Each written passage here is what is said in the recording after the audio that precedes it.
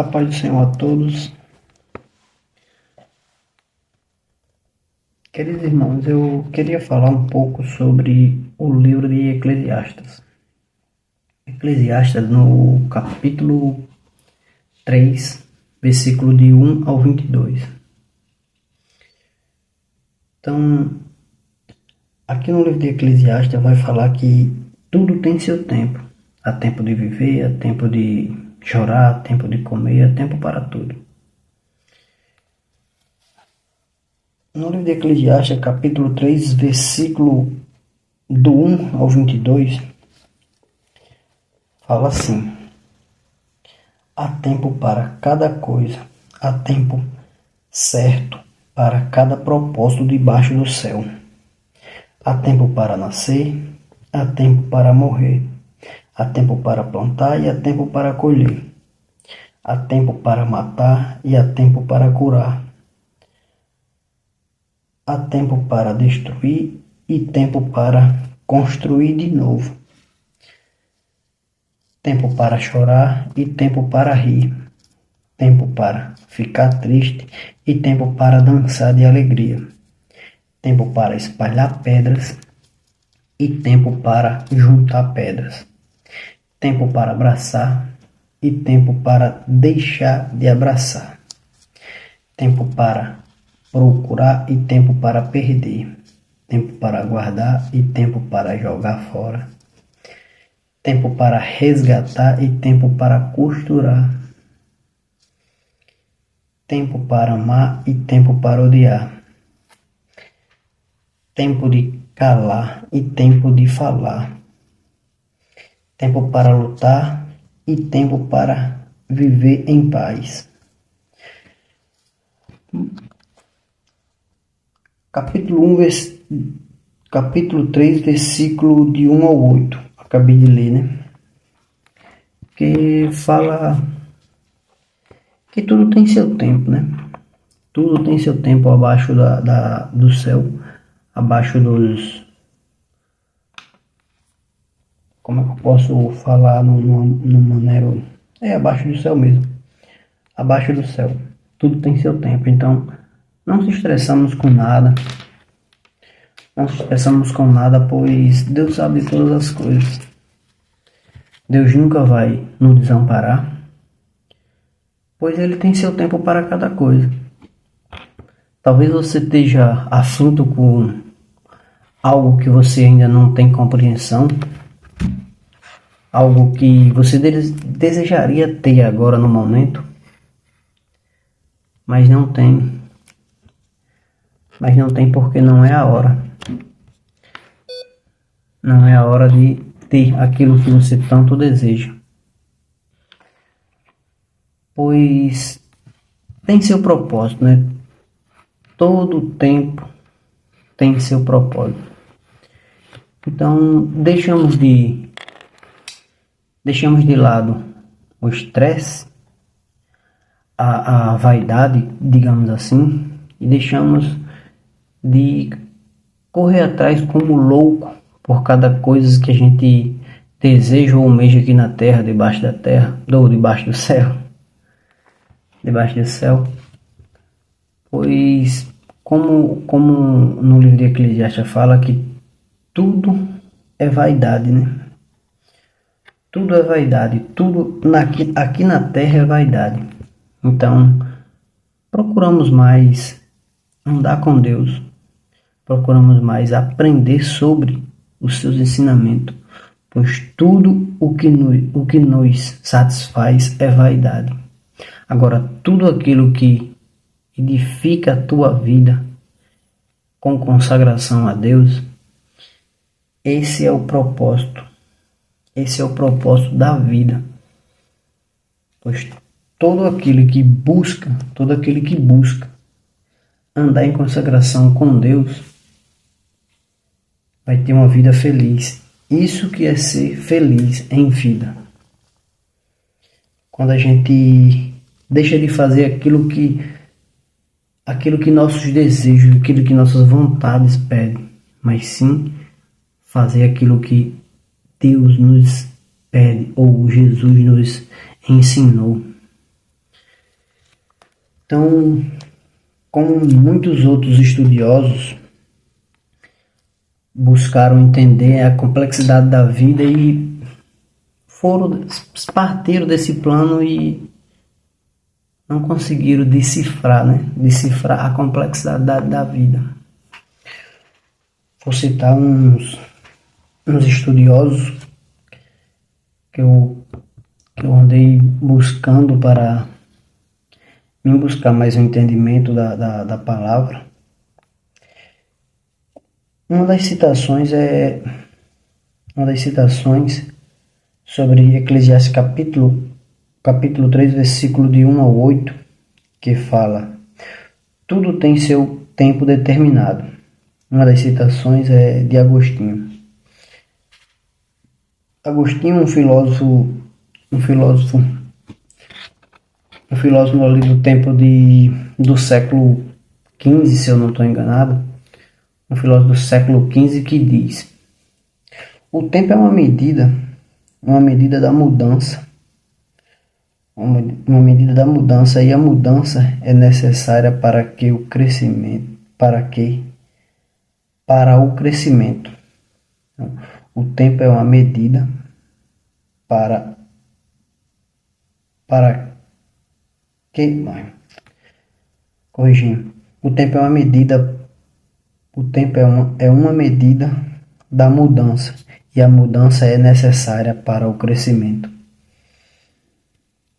E outro filósofo que acrescenta algo é Sócrates, que é outro filósofo também, ali do século, acho que 16, se eu não estou enganado, que é um filósofo grego, que fala ao seguinte, né? A vida é um ciclo onde a sabedoria está em compreender e aceitar as estações da existência. Então, o que eles nos falam aqui é que a gente temos que aceitar tudo aquilo que Deus nos proporciona, que Jesus nos ensinou, e aceitar que a mudança é necessária, aceitar que sempre vai ter mudança, que a vida é um ciclo, né? Um ciclo de mudança. Então a gente temos que lembrar que Deus deixou um propósito para cada coisa e para cada criatura debaixo do céu. Basta a gente aceitar e acreditar, porque acredito que muitos de nós aqui esteja aqui na Terra passando por muita aflição, como eu já passei, como ainda estou passando, mas estou buscando cada dia mais ter uma vida em consagração com Deus, porque percebi que nossa vida é tão curta aqui na Terra, e que se a gente não parar para refletir sobre todas as coisas que a gente passa aqui debaixo do céu, a gente vai partir sem um propósito, sem deixar um legado para os que vão ficar, né, que é nossos filhos. Então, é basicamente essas coisas, né? Como fala lá em Gênesis, desde o princípio, Deus estabeleceu um ciclo de tempo e um propósito para cada criação. Um propósito para cada criação, como está escrito em Gênesis 1. Gênesis 1, versículo 1. No princípio, Deus criou o céu e a terra. Nesse ciclo divino, encontramos a verdadeira expressão em Eclesiastes, né? A Eclesiastes que fala, né? Tudo tem seu tempo determinado, há tempo para cada propósito debaixo do céu. Nesse ciclo há um momento para nascer, morrer, plantar, arrancar, chorar e rir. Conforme indicado lá em Eclesiastes, a gente temos estágios, né? Estágios da vida como é que eu posso dizer aqui numa palavra que vocês possam entender? Da vida e da natureza, né? Que encontramos propósitos, significados estabelecidos por Deus. Mas a vida é basicamente isso, né? Se a gente não procurar um propósito de vida, se a gente não tiver um propósito de vida, a gente vai viver como tudo acontecesse normal, né, na vida da gente, como tudo fosse flores. Viver com Deus é bem complicado. Viver em consagração a Deus é difícil, muito difícil mesmo. Tem muita gente que acha besteira, tem muita gente que vai julgar você, tem muita gente que julga aqueles que deixam aquela vida mundana, aquela vida ultrapassada, para viver uma vida com Deus, uma vida de felicidade. Mas muitos não vão entender essa felicidade que a gente sente, pois essa felicidade vem daqui de dentro, não vem das coisas daqui desse mundo. Voltando para a leitura, em Eclesiastes capítulo 3, no versículo 9, que fala, né? Que vantagem o homem tem com todo o seu trabalho pesado? Tenho visto o trabalho que Deus deu aos filhos dos homens para afligi-los. Todas as coisas têm seu tempo quando são feitas na hora certa. Deus colocou o anseio pela eternidade no coração do homem, mas assim mesmo ele não consegue entender completamente os planos e as obras de Deus. Por isso, concluí que não há nada melhor para o homem que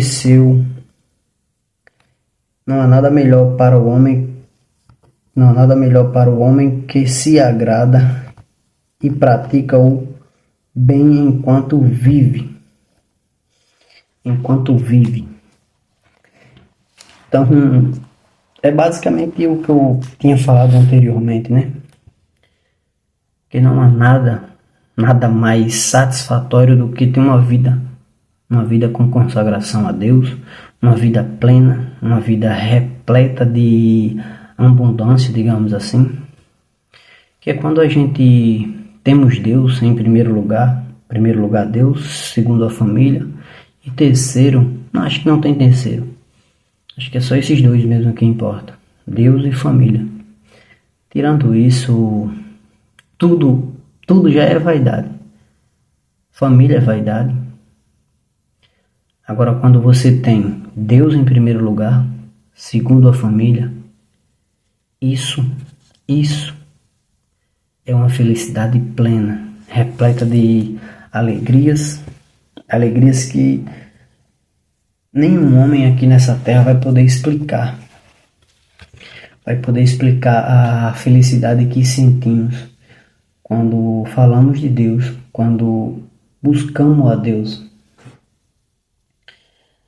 Já outra passagem que fala um pouco sobre isso é no livro de Salmos, Salmos 144, versículo 4, que fala basicamente assim: o que é o homem para que dele te lembre? Um filósofo chamado Pascal fala a respeito desse versículo, né, dessa passagem bíblica. Ele esse filósofo que eu estou citando, ele é um filósofo matemático, um filósofo francês do século XIX, não, do século XIX não, do século XVII, que ele faz uma reflexão no seguinte, que fala assim: a grandeza do homem está em reconhecer sua pequenez diante do infinito, enquanto assim a sua verdadeira essência, encontrando assim a sua verdadeira essência. Agostinho também descreve: somos pequenos diante da vastidão do universo, mas grande em potencialidade pela graça divina. Então o que eles falam é que somos tão pequenos abaixo aqui abaixo do céu. Somos tão pequenos que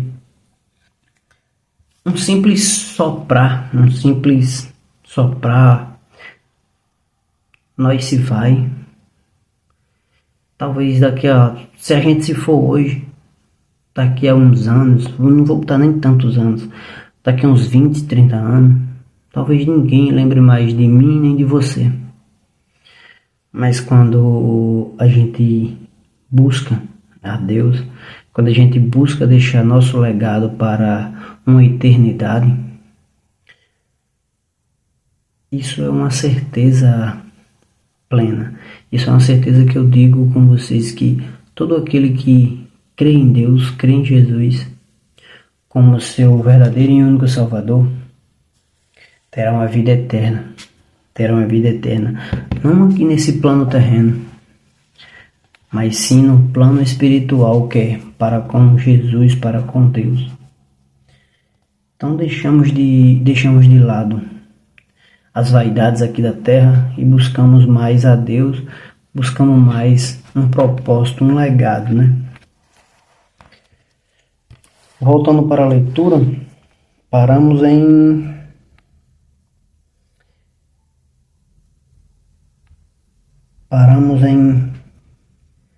no versículo 11 de Eclesiastes, capítulo 3, versículo 11. Por isso concluí, versículo 12 fala: por isso concluí que não há nada melhor para o homem que se agradar e praticar o bem enquanto vive. Descobri também que ele deve comer e beber, aproveitar o restante do seu trabalho, porque é um presente de Deus. Também aprendi que tudo que Deus faz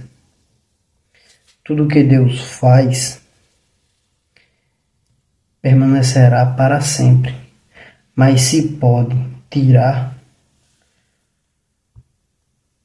não se pode tirar nem pôr, não se pode tirar nem pôr. Em outras versões vai falar que não podemos acrescentar nada na palavra do Senhor ou no que já foi dito.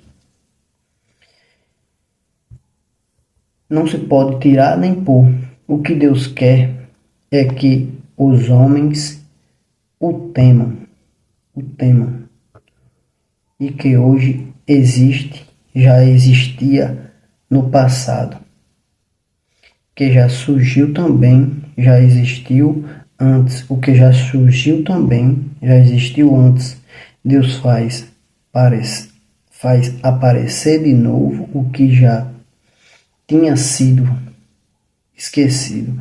Além disso, percebi também que debaixo do sol,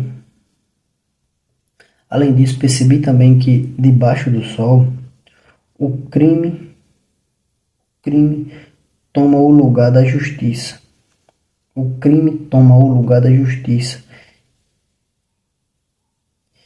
E a impiedade o lugar da honestidade. Eu falei comigo mesmo: na hora certa, Deus vai julgar tanto o justo quanto o perverso, pois há um tempo para todo o propósito. Tudo o que fazemos acontece na hora em que tem que acontecer. Paramos no versículo 17 de Eclesiastes, que é basicamente o que se acontece nos dias de hoje, que o mal compensa, o bem não vale tanto a pena, mas eu digo a vocês que se você tem uma vida honesta e busca ser um homem íntegro ou uma mulher íntegra, vale a pena, vale a pena. Esquecemos de buscar a Deus um pouco, mas temos que retornar para a presença dele, pois se a gente parar de buscar, a gente vai perder a nossa salvação, perder a nossa eternidade para com Deus. Então eu peço a vocês que abandonem suas vontades, abandonem tudo aquilo que vocês acham que é bom, tudo aquilo que nós achamos que é bom, né? Tudo aquilo que nos faz bem aqui na terra, digamos assim, que é bebida, cigarro, ou digamos assim, outras drogas, sexo, acho que é um prazer natural do homem, mas a procrastinação ou a prostituição ficou tão grande, eu quero dizer, a prostituição ficou tão comum no mundo de hoje que a gente vemos aí mulheres traindo marido assim como se não fosse nada, marido traindo as esposas como se não fosse nada. Então buscamos a Deus, pois tudo que o mundo nos ensina é errado. Tudo que o mundo nos traz ou nos mostra é errado. E volto a dizer, tudo é vaidade. Tudo é vaidade. Como fala logo no começo lá de Eclesiastes, no versículo 1, que fala, tudo é ilusão. Tudo aqui debaixo do sol ou abaixo do céu, é como se nós estivéssemos correndo atrás de nada, sem propósito algum de vida, sem desejo algum de crescimento com Deus, desejo mundano, desejo de servir a outros deuses, desejo de adorar a outros deuses. Pois só o que Deus quer é que a gente o tema e aceite Ele como seu Salvador, pois Ele tem um propósito para a minha vida e para a sua vida. Já outro historiador, outro versículo e outro historiador que está em João 3,16. João 3,16 que fala, porque Deus amou o mundo de tal maneira. Um historiador, um filósofo chamado Tomás Aquino, teólogo e filósofo do século XIII, se eu não estou bem enganado, digamos assim, acho que é 13, ou é 13 ou é 15, não vou confirmar bem com vocês. Mas ele afirmou que o amor de Deus é transcendente o tempo e o espaço. Oferece uma esperança eterna além das limitações terrenas. O que ele fala para a gente aqui é que Deus nos dá uma certeza. Deus nos dá uma certeza que a esperança de ter uma vida eterna com Ele,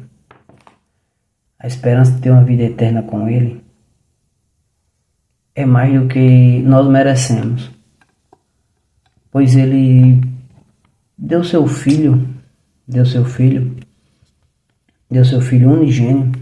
unigênito, para que todo que nele crê não pereça, mas tenha vida eterna. Que é quase inacreditável saber que teve um homem aqui na Terra que deu sua vida por nós, deu essa vida por mim e por você, pecador, por mim, pecador. Apesar de, apesar da brevidade da vida terrena, temos uma promessa de eternidade com Deus. Pois, como fala lá em João 3,16, fala que Deus amou o mundo, porque Deus amou o mundo de uma tal maneira que deu seu Filho unigênito, para que nele crê, não pereça, mas tenha a vida eterna. Então, o que nós vê é que nossa alegria é estar com Deus. Nossa alegria é viver com Deus. Então eu peço a vocês que abandone literalmente todas as suas vontades carnais. Como podemos afirmar como podemos afirmar que Deus, que Jesus nos deu muitas alegrias aqui na Terra. Ele nos deu o prazer de viver. E para que buscamos a Ele acreditou na gente, Ele acreditou em mim, um mero pecador, que até uns dias atrás não tinha propósito, não tinha interesse, não tinha nada. Então, se você parar um pouco para estudar sobre a Bíblia, estudar sobre a palavra de Deus, você vai ver o que é alegria de verdade. Lá em Eclesiastes, capítulo 3, versículo 12 ao 13, fala que sei que não há nada melhor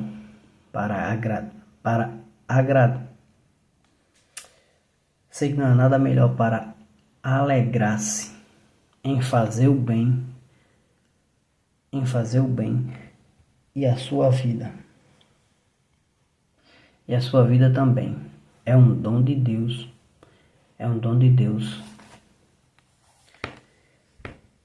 e a vida também é um dom de Deus, que todos os homens comam, bebam e gozem do bem de todo o seu trabalho.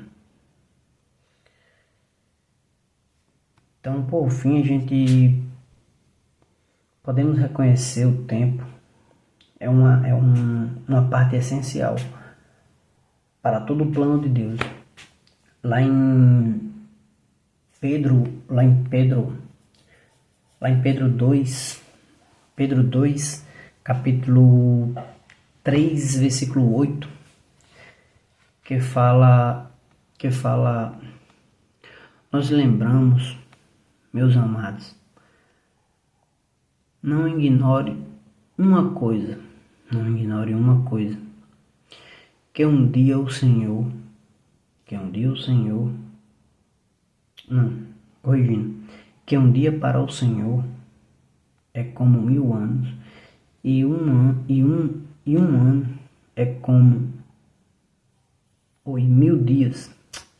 Corrigindo. Que um dia para o Senhor é como 1000 anos, e 1000 anos é como um dia. Assim confiamos no eterno propósito de Deus.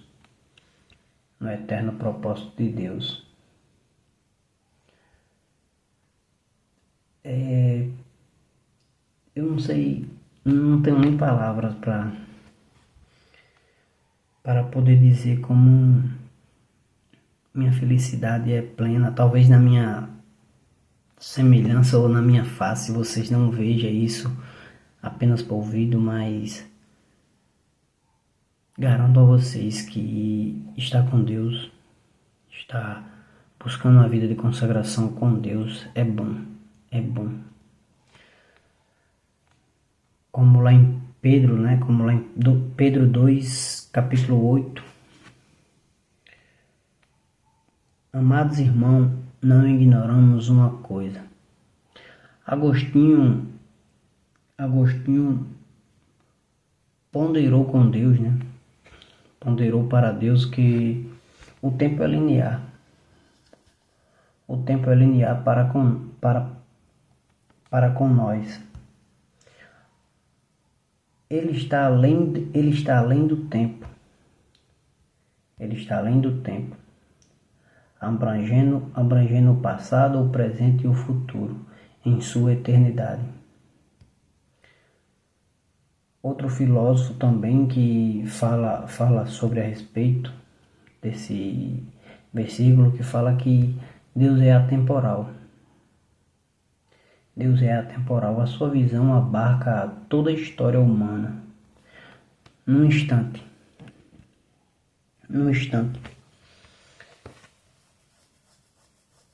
Que o que ele nos fala é que Deus é soberano sobre o tempo, sobre a terra, sobre todas as coisas desse mundo. Já voltando aqui para a leitura de Eclesiastes, paramos no capítulo 17, que fala: eu falei comigo mesmo na hora certa, Deus vai julgar tanto o justo como o perverso, pois há um tempo para todo o propósito, tudo o que fazemos acontece na hora certa e em que tem que acontecer. Aí compreendi que Deus prova aos homens para que vejam que não são melhores do que os animais. Os homens e os animais respiram do mesmo ar e morrem da mesma maneira. Assim o homem não tem nenhuma vantagem sobre o animal. Tudo é ilusão. Todos acabam indo para o mesmo lugar, voltando ao pó, de onde vieram e para onde devem voltar.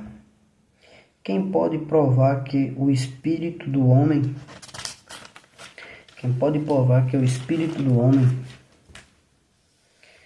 nem vai para cima e o espírito dos animais desce para baixo? Não, corrigindo. Quem pode provar que o espírito do homem vai para cima e o espírito dos animais de baixo desce para a terra? Assim que eu descobri que o melhor para o homem é se agradar com seu trabalho, porque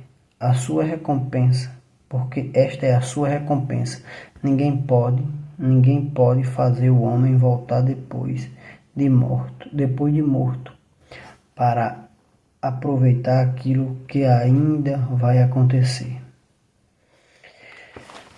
Aqui acaba a leitura do capítulo 3 de Eclesiastes, né? Capítulo 1 ao 22.